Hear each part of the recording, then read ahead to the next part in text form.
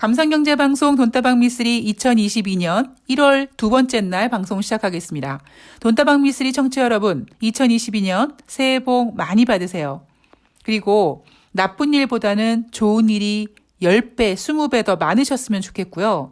사람이 살면서 매일매일 좋을 수는 없습니다. 대신에 좀 안 좋은 일이 생기더라도 크게 잃거나 크게 다치거나 크게 상처받지 않고 그냥 무난하고 순탄하게 잘 넘기는 그런 한 해가 되셨으면 좋겠습니다. 그리고 무엇보다 제일 중요한 건강은 꼭 챙기셨으면 좋겠습니다. 제가 연말에 제 나이 또래와 비슷한 연배를 갖고 계신 분들과 이렇게 이제 대화를 하잖아요. 아유, 이제 뭐 올해가 가네요. 이제 새해가 오네요. 이런 대화를 나누는 중에 가장 많이 들었던 얘기는 아유, 미쓰리, 난 그냥 새해에는 올해만 같았으면 좋겠어. 이거였습니다. 제가 드는 생각은 첫 번째는 한 40대 중후반 정도 되면 세월의 흐름, 어떤 시간의 스피드에 이제 우리는 익숙해집니다. 아유, 참 시간 빠르네. 아이고, 벌써 한 해네. 이렇게 시간의 빠름에 우리가 익숙해지다 보니까 1월 1일 날 새로운 해가 떠도 그 해가 그렇게 새롭게 느껴지지 않는 나이가 되는 거죠. 그리고 두 번째는 뭐냐면 이게 코로나가 우리 인류에게 주는 어떤 영향이 아닌가 싶습니다. 우리는 1년 전에요. 코로나19 백신이 개발됐고 우리는 1년 전 이맘때쯤에 자, 이제 2021년도에는 코로나19 백신이 개발됐으니까 저게 보급되고 접종하게 되고 그러면 마스크를 벗게 되고 우리는 예전 생활로 돌아갈 수 있다. 나 그래서 2021년도에는 나 해외여행 가야 돼. 나 2021년도에는 내가 창업하려고 했는데 이제 그때 해야 될 것 같아. 정말 이렇게 꿈들을 많이 꾸셨잖아요.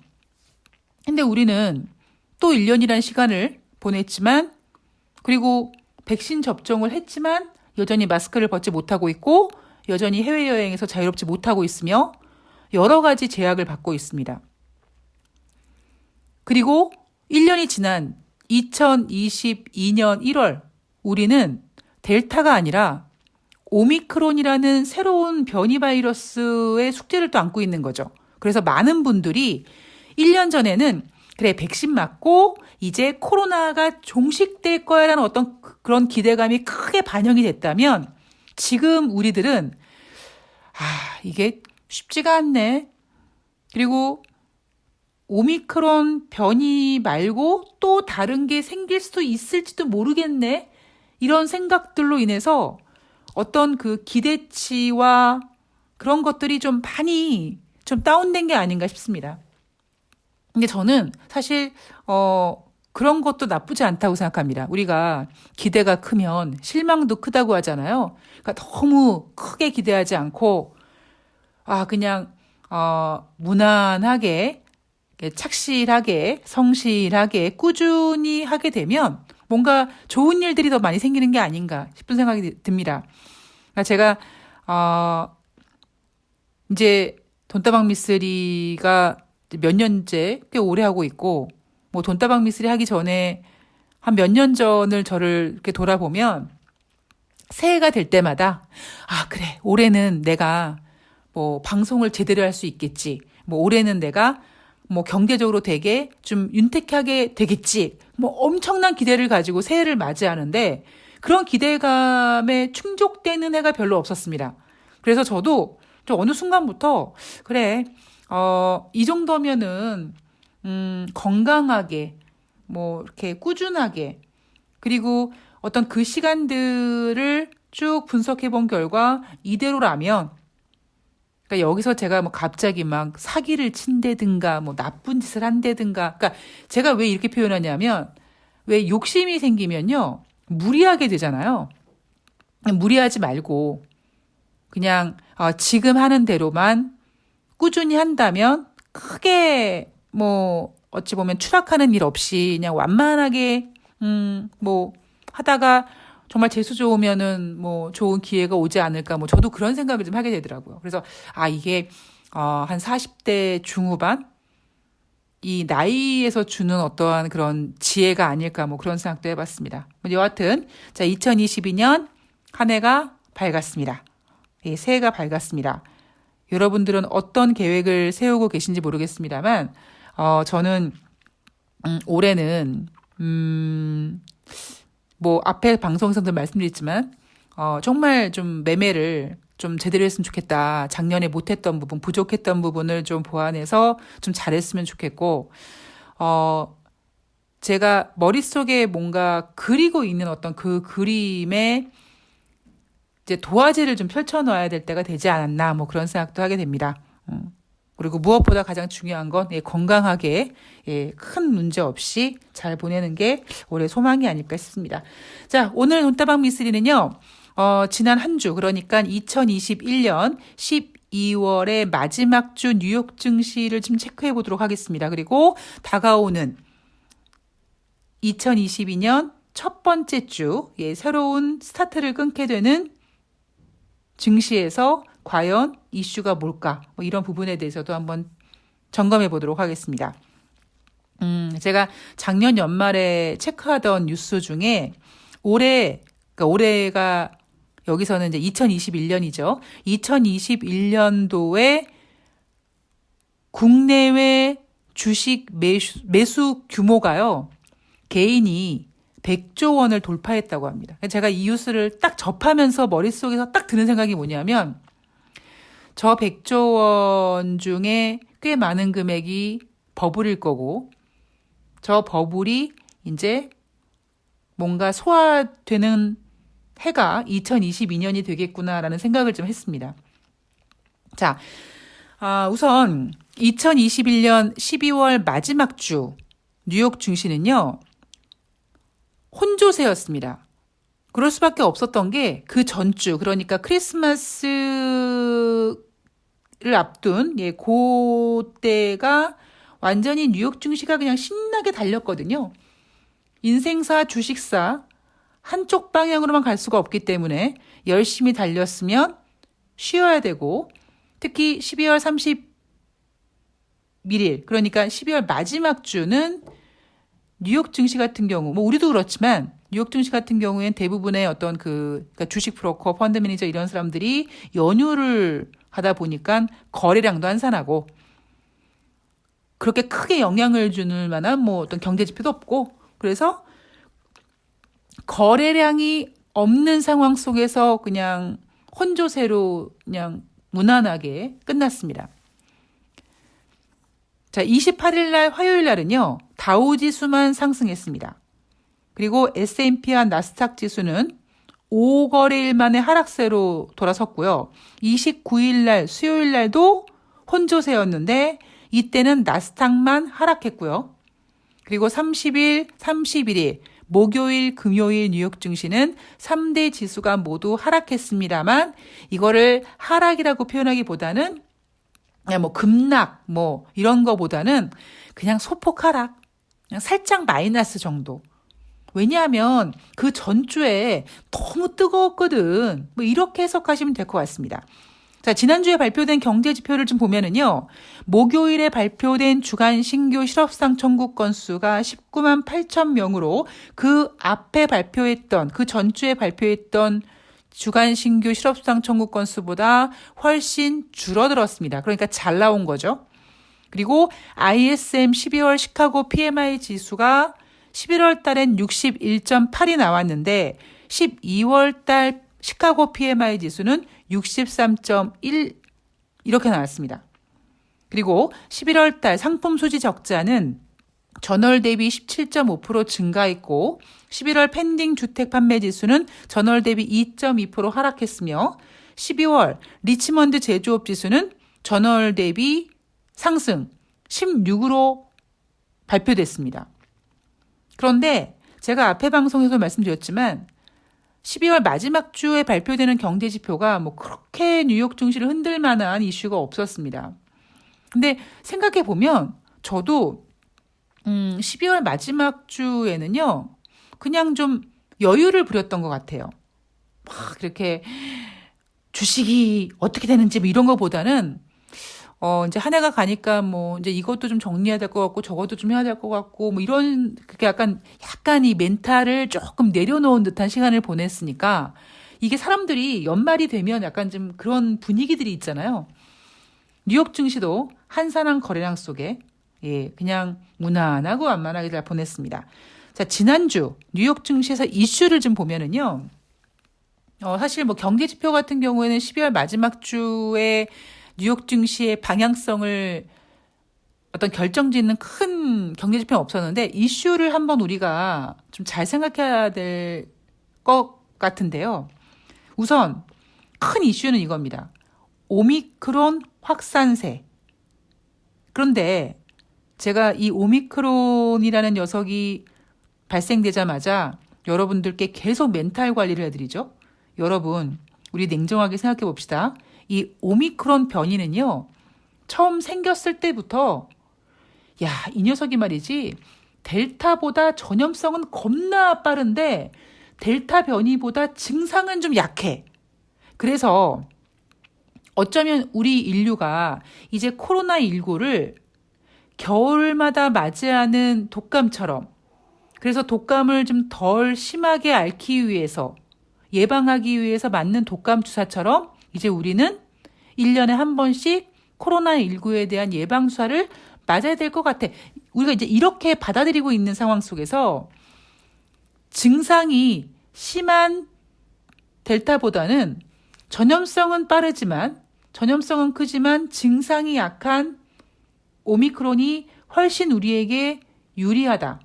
우린 이거를 이미 알고 있습니다.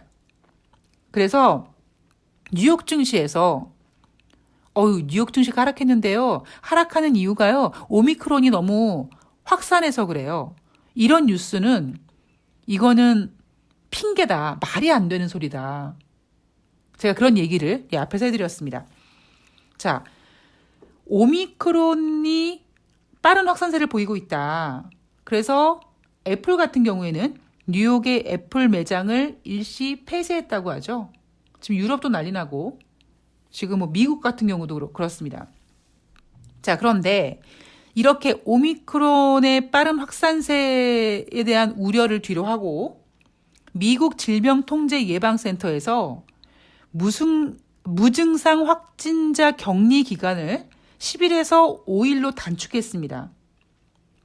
그리고 남아프리카 공화국 연구진들은 오미크론에 감염되면 오미크론 변이는 물론 델타 변이에 대한 예방 효과도 동시에 높아진다라고 했습니다. 이게 무슨 소리일까요? 그러니까 이거를 이렇게 한번 생각해 볼게요. 우리는 이게 되게 미묘한데 우리는 델타는 증상이 세다. 오미크론은 증상은 세지 않은데 전염성이 강하다. 이거잖아요.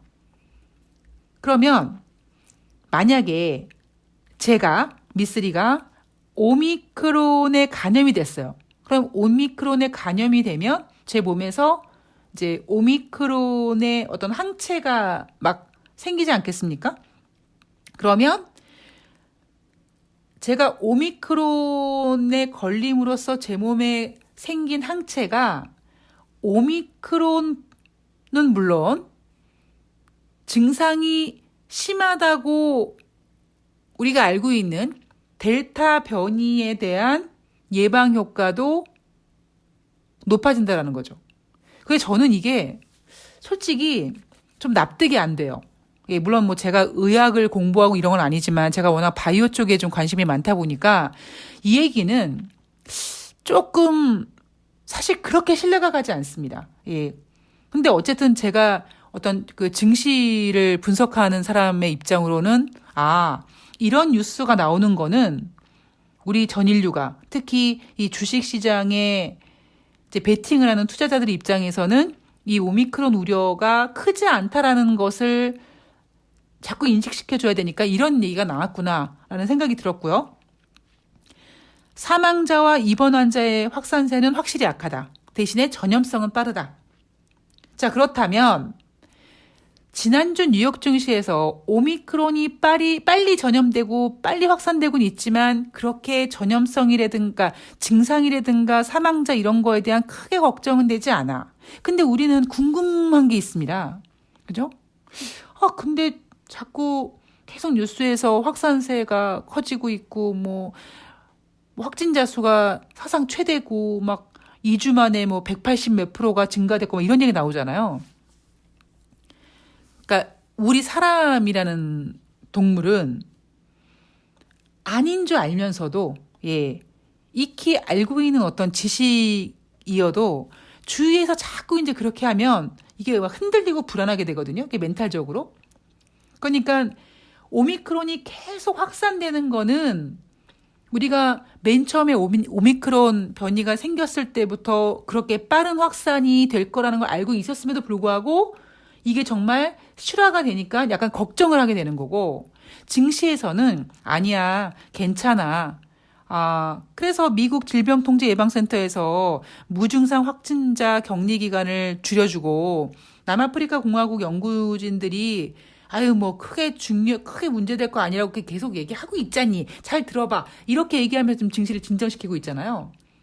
근데 이게 약간 그 칼의 양날처럼 또 한쪽에서는 이런 생각을 하는 거죠. 그래? 그러면 오미크론이 그렇게 큰 문제는 아니다 이거지? 가만히 있어봐. 오미크론이 글로벌 경제를 크게 훼손시키지 않는다면 지금 미국의 경제 지표, 특히 미국의 물가 지표 같은 거, 소비자 물가 지수, 대한민국도 마찬가지겠지만 지금 전 세계가 너무나 많은 돈을 풀어놨다 보니까 인플레이션에 지금 우리가 걱정하고 있지 않습니까? 이 인플레이션에 대한 걱정이 왜 걱정이냐? 인플레이션이란 단어가 나오자마자 우리는 금리 인상이거든요. 금리 인상은 증시의 악재거든요. 그러니까 증시를 안정시키기 위해서 한쪽에서는 오미크론이 괜찮아.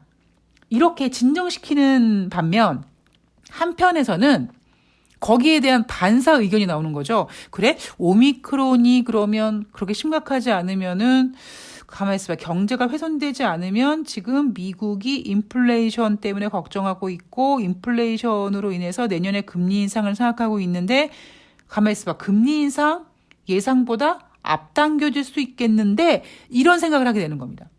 그래서 지금 미국의 금리 인상 5월 달에 금리 인상 가능성이요 90%까지 올라와 있습니다. 늘 제가 여러분들께 이제 아마 세뇌가 되셨을 거예요. 여러분 증시에는요 비슷한 비율의 호재와 악재가 있고요. 뭐 스포트라이트를 어디에 이거 늘 말씀드리잖아요. 지금 가지고 있는 이슈들은 코로나19와 경제와 이 두 가지의 어떤 기싸움, 그 두 가지 이슈를 두고 해석하느냐에 따라서 이 양날의 칼이 되다 보니까 12월 마지막 주에는 거래가 한산했다. 12월 마지막 주니까 한산할 수도 있고 펀드 매니저들이 쉬니까 한산할 수 있고 특별한 이슈가 없고 경제 지표도 크게 문제되는 거 없으니까 한산할 수도 있지만 한편으로는요. 우리가 새해를 맞이해서 이제 정신 바짝 차리고 2022년 이제 한 해 동안 투자하고 주식하고 이제 경제를 바라봐야 되는 시점에서 헷갈리는 거죠. 방향성을 못 잡는 거죠. 자, 어쨌든 오미크론이라는 이슈가 오미크론이 델타보다 전염성은 크지만 증상은 약하니까 지금 경제가 이렇게 좀 스탑되고 다시 도시가 봉쇄되고 애플 같은 경우에 매장이 일시 폐장되고 그래도 너무 걱정하지 마세요. 이건 경제가 뒤로 가는 게 아니에요. 라고 하는 의견에 또 반대쪽에서는 오미크론이 경제를 훼손하지 않아? 그럼 금리 인상 빨라지겠는데 결국 그 얘기는 뭐냐면 여러분 한마디로 얘기하면 제가 앞에 방송에서 이런 얘기 드렸을 거예요. 냉정하게 보면 지금 증시에서는요. 호재보다 악재기가 더 셉니다.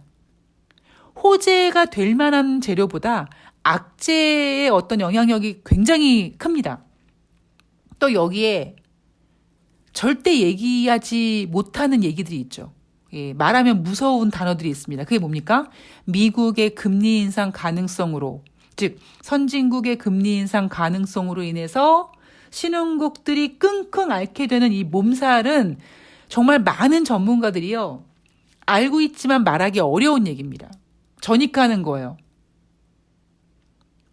못해요. 왜 못하냐 하면 우리는 2016년 1월 초에 중국 증시 추락하는 걸 봤거든요.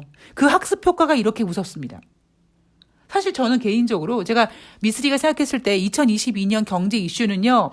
디폴트고요. 미국의 어떤 정치적인 불안감입니다. 라고 말씀드리잖아요. 이게 사실 얼마나 무서운 얘기입니까? 근데 저는 대신 이렇게 얘기하죠. 오히려 그런 디폴트 어떤 그러니까 지수는 잡아두고 어떤 종목별로는 올해 뭐 대통령 선거도 있고 뭐 이래저래 이슈가 좀 되게 많습니다. 짜잘한 이슈들이 되게 많습니다. 그러면 결국 종목들의 움직임이 클 것이다.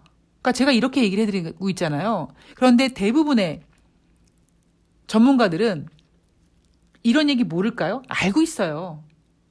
그런데 입 밖으로 얘기를 못해요. 왜? 디폴트라는 단어가 주는 무서움을 알고 있습니다. 당장 우리는 2011년도에 그리스가 디폴트 된다. 그리스가 디폴트 되면 뭐 헝가리, 스페인으로 파급 효과가 커진다. 그때 우리는 굉장히 힘들었고요. 그리고 2016년도에 2015년에 미국이 금리 인상하고 2016년도에 금리 인상할 거예란 얘기 때문에 중국 신흥국이 아이고 하는 바람에 전 글로벌 증시가 시퍼런 바다를 만들었던 그 학습 효과가 이렇게 무섭습니다. 그런데 전 늘 말씀드리지만 저는 경제는 특히 돈은요 냉정하게 봐야 된다고 생각을 합니다. 뭐 인생이 늘 그렇지만 전 특히 주식을 하는 분들은요 냉정해야 된다고 생각을 합니다. 우리는 마냥 주식을 사면서 그래 언젠간 올라갈 거야 이런 게 아니라 정말 내가 갖고 있는 주식이 올라갈 수는 있는지 이게 상장 폐지가 될 종목은 아닌지 제가 가끔씩 이렇게 개인 투자자분들이 이 종목 게시판에 써놓는 글들을 보거든요. 거기 보면은 이제 전문가들이 이제 낚시질도 많이 하고 뭐 안티 찬티 나눠가지고 많은 그 글들이 오고 가는데 저는 그런 글들을 보면서 참 늘 생각하는 그 개인 투자자들에게 좀 약간 그 안쓰러운 생각이 듭니다. 내가 주식을 갖고 있으면은요, 그 주식이 예뻐 보일 수밖에 없어요. 그 주식이 올라갈 거라고 생각할 수밖에 없습니다. 이건 좀 아닌 것 같네. 그러니까 올라가긴 올라가는데 되게 오래 걸릴 것 같아. 근데 그 되게 오래 걸릴 것 같은 걸 기다려줄 수 있으면 괜찮아요. 근데 그런 게 아니라 이건 진짜 좀 아닌 것 같은데 그런 종목들이 있거든요. 근데 그런 종목들조차도 그렇게 인정하지 못하고 아니야. 그래서 이렇게 종목 게시판에 지금 엄청나게 하락한 종목에 대한 어떤 글을 보면 이거는 뭐 어떤 어떤 재료가 있고 이러면 그래 이 재료가 맞을 거야라고 이제 합리화시키면서 또 버텨가는 거죠. 그래서 저는 돈다방 미쓰리는 그나마 제가 작년에 2021년에 돈다방 미쓰리를 하면서 제가 얻은 한 가지 어떤 그 그러니까 이익은요. 돈다방 미쓰리는 비관론자가 아니다. 이거 이제 얘기하는 분들이 안 계셔서 너무 좋습니다. 저는 비관론자가 아니라 그냥 되게 냉정했으면 그러니까 냉정한 방송이 됐으면 좋겠다고 생각합니다. 물론 들으시는 분들은 되게 재수없고 반마실 수 있는데 그냥 저는 저의 길을 가기로 했습니다. 자, 이제 2022년 내일이죠. 1월 3일 오전 10시에 2022년 대한민국의 이제 새로운 증시판이 열립니다. 1월 3일 월요일 날은요. 일본 증시와 중국 증시는 열리지 않습니다. 신년이기 때문에 열리지 않고요. 미국은 1월 3일 날 증시가 열립니다. 착오 없으시길 바라고요. 우리나라 증시는 2022년 1월 3일 10시에 개장하고 폐장은 3시 반입니다. 수능 시험이 있는 날은 1시간 늦게 시작하고 1시간 늦게 끝나지만 개장일, 매년 초 개장일에는 1시간 늦게 시작할 뿐, 예, 장 마감 시간은 변동이 없습니다. 자, 다가오는 한 주 동안 우리는 무엇을 생각해야 되느냐? 되게 중요한 지표들이 많이 나옵니다. 중국의 차이신 PMI 지표가 나오죠. 그리고 미국의 PMI 지표도 나옵니다. 그리고 5일 날은요, 연준이 12월 달에 개최한 FOMC 회의에서 도대체 무슨 생각들, 무슨 의견들이 나왔니라는 회의록이 발표가 됩니다. 이 회의록이 왜 중요하냐면 1월 달에 1월 25일 날, 26일 날 2022년 첫 번째 FOMC 회의가 있거든요. 그리고 1월 첫 번째 주 가장 중요한 12월 달 고용 지표가 발표가 됩니다. 2016년도에 중국이 개장하자마자 개박살난 그때도 왜 그랬냐면 미국이 금리 인상하고 신흥국인 중국의 경제 성장률이 둔화될 것 같다 뭐 이런 분위기였거든요. 근데 지금 이미 중국의 PMI 지표는 지난달에 50 이하, 기준이 되는 50 이하로 내려왔습니다. 그리고 미국의 PMI 지표는 물론 중요하지만 PMI 지표보다 더 중요한 거는 고용 지표고요. 이 고용 지표가 잘 나와도 걱정입니다.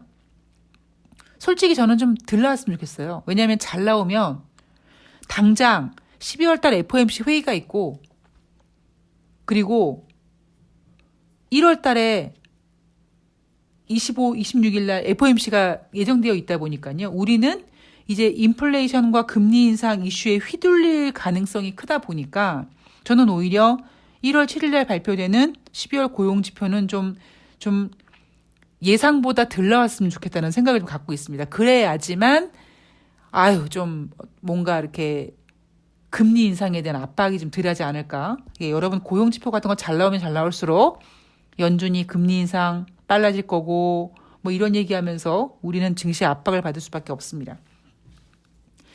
그리고 또 하나 뭐냐면 이제 IMF와 세계은행이 2022년 세계 경제 성장률을 이제 조만간 발표를 할 겁니다. 선진국의 어떤 경제 성장률, 신흥국의 경제 성장률, 미국의 경제 성장률, 중국의 경제 성장률을 발표를 할 겁니다. 그래서 올해 1월 달은요, 많은 전문가들이 2022년도는 작년보다는 어떤 증시의 상승폭을 크게 보지 못하고 있습니다. 작년에는 부양책도 많이 썼고 어떤 그 부양책이 주는 어떠한 그 경제적인 효과, 어떤 기저현상 같은 거, 기정효과 같은 것도 많이 누렸습니다만 2022년도에는 그러지 못할 거라는 의견들이 상당히 많거든요. 그랬을 때 이제 1월 달에 발표되는 올해 경제 성장률이 우리는 이제 늘 말씀드리지만 알고 있는 악재는 더 이상의 악재가 아닌 것처럼 높지 않겠구나, 그러니까 많이 성장하지 않겠구나라는 건 이제 어느 정도 인지를 하고 1월 달을 맞이하고 있는 거죠. 근데 여기서 우리가 예상했던 것보다 쇼크적인 상황이 발생이 되면 이거는 증시의 방향성을 바꿀 수 있을 만큼 굉장히 우리를 혼란하게 만들 가능성이 큽니다. 되게 여러분 처음이 되게 중요하거든요. 그러니까 저는 사실 12월 마지막 주에, 그러니까 12월 한 중하순부터 종목들이 움직이는 거 보면서 제가 방송에서도 여러분 내년에는 뭐 종목 장세가 될 것 같아요 이런 얘기 해드렸잖아요.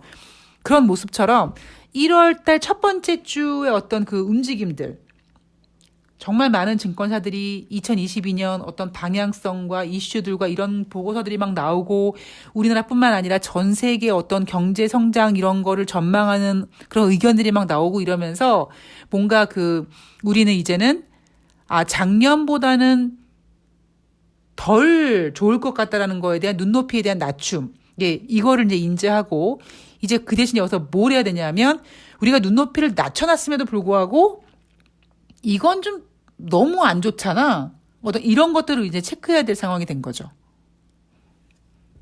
자, 오늘 1월 2일 휴일 푹 쉬시고요. 이제 다가오는 1월 3일부터 시작되는 한 주 동안 대박 나야지 뭐 이렇게 하지 마시고요. 한번 간 본다라는 생각으로 예, 한번 증시를 아주 객관적인 시점에서 한번 평가해 보시면 도움이 되시지 않을까 싶습니다. 예, 저는 또 다음 방송에서 뵙도록 하겠습니다. 고맙습니다.